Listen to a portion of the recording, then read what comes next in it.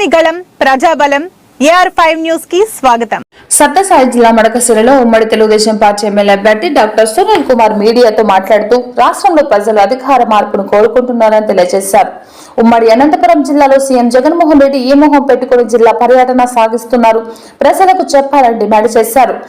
ఉమ్మడి అనంతపురం జిల్లాలో ప్రజలను ఓటు అడిగే నైతిక హక్కు ముఖ్యమంత్రి జగన్మోహన్ రెడ్డి కోల్పోయారని, జిల్లాలో తీవ్రమైన కరువు పరిస్థితులు తాండవిస్తున్నాయి, కరువులో ప్రజలను ఆదుకోవడంలో ప్రభుత్వం విఫలమైందని, ముఖ్యమంత్రి జగన్మోహన్ రెడ్డి అధికారం చేపట్టిన 5 సంవత్సరాలలో 7 సార్లు విద్యుత్ ఛార్జీలు పెంచి ప్రజలు నడ్డి విరిచారని తెలిపారు. కరువులో ఉల్లివిల్లాడుతున్న రైతులకు ఇన్పుట్ సబ్సిడీని తక్షణమే విడుదల చేసి రైతులను ఆదుకోవాలని, ఇన్పుట్ సబ్సిడీ విడుదల చేసి 4 రోజులు కావస్తున్నా నేటికి రైతులకు అందని దుస్థితి నెలకొంది. తెలుగుదేశం పార్టీ అధికారం చేపట్టిన వెంటనే రైతులు ప్రజల సమస్యలన్నింటినీ పరిష్కరిస్తామని ఉమ్మడి తెలుగుదేశం పార్టీ అభ్యర్థి డాక్టర్ సునీల్ కుమార్ తెలిపారు.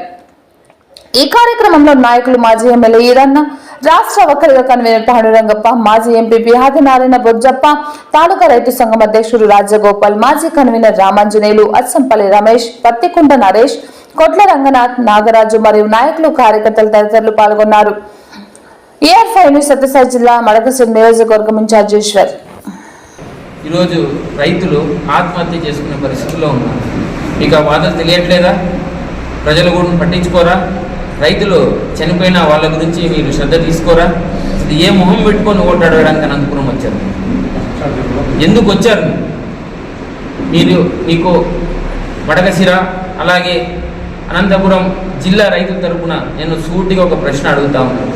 ఈరోజు మీరు మీటర్లు బిగిస్తూ ఉన్నారే, అది రైతుకి మెడకు ఉరితాళ్ళు కాదా అని నేను ఈ సందర్భంగా అడుగుతా ఉన్నాను. అదేవిధంగా నేను ఇక్కడి నుంచి అడుగుతా ఉన్నా, జగన్మోహన్ రెడ్డి గారు, మీరు ప్రతి ఒక్క గ్రామాన్ని సందర్శించండి, అక్కడ ఉన్నటువంటి కరువు పరిస్థితులు తెలుసుకోండి, తెలిసిన తర్వాతే మీరు ఓటు అడగాలి. మీకు ఓటు అడిగేటువంటి నైతిక బాధ్యత మీరు కోల్పోయారు అనంతపురం జిల్లా వాసులతో ఈ సందర్భంగా నేను తెలియజేస్తున్నాను. అదేవిధంగా ప్రతి రైతుకు కరెంట్ ఖచ్చితంగా ఇవ్వాలి, నాణ్యమైన 9 గంటల కరెంట్ ఇవ్వాలి. అదేవిధంగా ఏవైతే ఈ మీటర్లు బిగించడానికి ప్రయత్నం చేశారో అవన్నీ తీసే ప్రయత్నం చేయాలి. ఖచ్చితంగా రైతు ఈరోజు చాలా ఇబ్బందుల్లో ఉన్నాడు, కరువు విలయతాండవం చేస్తూ ఉంది. వాళ్ళు పెట్టినటువంటి పంటలు, కొంతమంది వేసవిలో కూడా పంట పెడతారు, వాళ్ళు పంట పెట్టిన వాళ్ళకి గ్రౌండ్ వాటర్ తగ్గి నీళ్లు లేని పరిస్థితి ఉంది. వాళ్ళని పంటను ఎలా కాపాడాలి? మా ప్రభుత్వంలో మేము చేశాం, రెయిన్ గన్లు పెట్టాం, స్ప్రింక్లర్లు పెట్టాం, పంటను కాపాడే ప్రయత్నం చేశాం. ఏది మీకు రైతుల మీద ఉన్న శ్రద్ధ ఏది? ఎక్కడ? మీరు ఎంతసేపు అది చేసాం ఇది చేస్తామనే అబద్ధ హామీలు తప్ప మీరు రైతులకు చేసింది ఏమీ లేదు. మీ వల్ల రైతులకు ఒరిగింది ఏమీ లేదు. అయ్యా జగన్మోహన్ రెడ్డి గారు, దయచేసి మా అనంతపురం రైతుల మీద కొంచెం జాలి చూపించండి అయ్యా, కొంచెం దయ చూపించండి అయ్యా. ఎందుకంటే 80% వ్యవసాయం మీద ఆధారపడి పనిచేస్తూ ఉన్నాము. ఇక్కడ వర్షం వస్తేనే పంట పండించుకునే పరిస్థితులు. వేరుశెనగ మా ప్రధానమైనటువంటి పంట, నీళ్ళు లేక చీనీ పంట ఎండిపోతూ ఉంది, మామిడి పంట ఎండిపోతూ ఉంది. ఇవన్నీ మీరు ఒక్కొక్కసారి దృష్టి పెట్టుకొని ఖచ్చితంగా మీరు ఏదో ఒకటి చేయండి. మీ వల్ల కాదు, మేము ప్రభుత్వంలోకి వచ్చినటువంటి వెంటనే ఇప్పుడు నేను చెప్పినటువంటి ప్రతి ఒక్క రైతుకి కూడా ఖచ్చితంగా మేలు చేసేలా మేము తెలుగుదేశం పార్టీ కానీ నారా చంద్రబాబు ముఖ్యమంత్రి గారు అయిన వెంటనే అనంతపురం వాసులకు, ప్రత్యేకంగా రైతులకు ఖచ్చితంగా ఉపయోగపడాలని తీసుకొస్తానని ఈ సందర్భంగా నేను చెప్తూ నమస్కరిస్తున్నాను. జై తెలుగుదేశం, జై చంద్రబాబు నాయుడు గారు. అందరికీ నమస్కారం. ఎలక్ట్రానిక్ మీడియా మిత్రులకు, ప్రింట్ మీడియా మిత్రులకు, సోదరులకు నమస్కారం. ఈ రాబోయే ఎన్నికల్లో తెలుగుదేశం పార్టీ, జనసేన, బీజేపీ కూటమి విజయం సాధించి అధికారంలోకి రాబోతోంది. మడకశిర నియోజకవర్గంలో ప్రజల స్పందన చూస్తూ ఉంటే ఖచ్చితంగా టీడీపీ విజయం ఖాయం.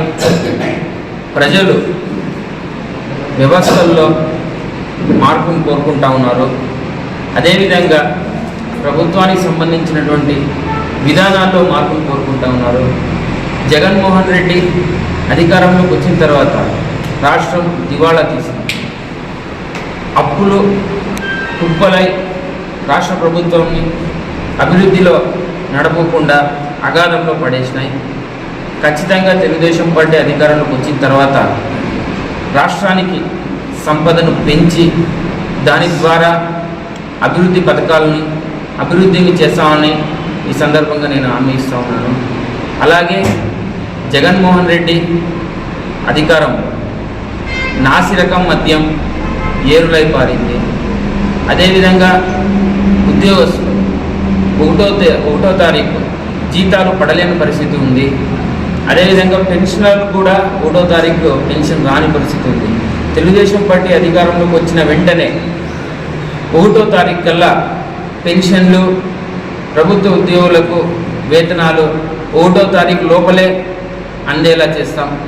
అదేవిధంగా ఈ జగన్మోహన్ రెడ్డి గారి ప్రభుత్వంలో విపరీతమైనటువంటి దాడులు మహిళల మీద కావచ్చు, బీసీల మీద కావచ్చు, ఎస్సీ ఎస్టీల మీద కావచ్చు, ప్రతి ఒక్కరి మీద దాడులు విపరీతంగా పెరిగిపోయినాయి. శాంతి భద్రతలు దారి తప్పినాయి. తెలుగుదేశం పార్టీ అధికారంలోకి వచ్చిన తర్వాత లా అండ్ ఆర్డర్ని మెరుగుపరిచి గ్రామాల్లో కూడా ఎలాంటి గొడవలు లేకుండా, ఎలాంటి అరాచకాలు లేకుండా శాంతియుతమైనటువంటి ప్రభుత్వాన్ని నడుపుతామని ఈ సందర్భంగా నేను హామీ ఇస్తూ ఉన్నాను. అదేవిధంగా జగన్మోహన్ రెడ్డి గారి ప్రభుత్వంలో సాగునీటి ప్రాజెక్టులపైన శ్రద్ధే లేదు. తెలుగుదేశం పార్టీ 2014లో రాష్ట్రం విడిపోయిన తర్వాత అధికారంలోకి వచ్చిన ఆర్థిక ఇబ్బందుల్లో కూడా తెలుగుదేశం పార్టీ 68,000 కోట్ల రూపాయలు ప్రాజెక్టులపై ఖర్చు చేసింది. ప్రాజెక్టులపై ప్రత్యేక శ్రద్ధ పెట్టింది. జగన్మోహన్ రెడ్డి ప్రభుత్వం సాగునీటిపై కానీ తాగునీటిపై కానీ నిర్లక్ష్య ధోరణిని అవలంబించి పూర్తిగా పక్కన పెట్టేశారు. తెలుగుదేశం పార్టీ అధికారంలోకి వచ్చినటువంటి వెంటనే ప్రజలకు తాగునీరు, సాగునీటిని అందిస్తామని ఈ సందర్భంగా చెప్తా ఉన్నాను. అదేవిధంగా తెలుగుదేశం పార్టీ పథకాలైనటువంటి సూపర్ 6 ఈ 6 హామీలు, అందులో ప్రధానంగా మొదటిది ఆడబిడ్డ నిధి కింద 18 సంవత్సరాల నుంచి 59 సంవత్సరాలు మధ్యలో ఉన్నటువంటి మహిళకు ఒక్కొక్కరికి 1,500 రూపాయలు ఇస్తాం. అదేవిధంగా తల్లికి వందనం పేరుతో స్కూల్కి వెళ్ళేటువంటి ప్రతి విద్యార్థికి సంవత్సరానికి 1,500 రూపాయలు ఇస్తాం. అన్నదాత పథకం కింద పంట పెట్టుబడి 15,000 ఇస్తాం. అదేవిధంగా అన్నదాత పథకం కింద పంట పెట్టుబడి కోసం ఒక్కొక్క రైతుకు సంవత్సరానికి 20,000 రూపాయలు ఇస్తాం. దీంతోపాటు మహిళలను బాగా చూసుకునే ఉద్దేశంలో మన చంద్రబాబు నాయుడు గారు వాళ్ళ కోసం 3 సిలిండర్లు ఉచితంగా అందజేస్తున్నారు. దీంతోపాటు ఉచిత బస్సు ప్రయాణానికి మహిళలందరూ అర్హులే. వీటన్నిటితో పాటు నిరుద్యోగ యువతకు నిరుద్యోగ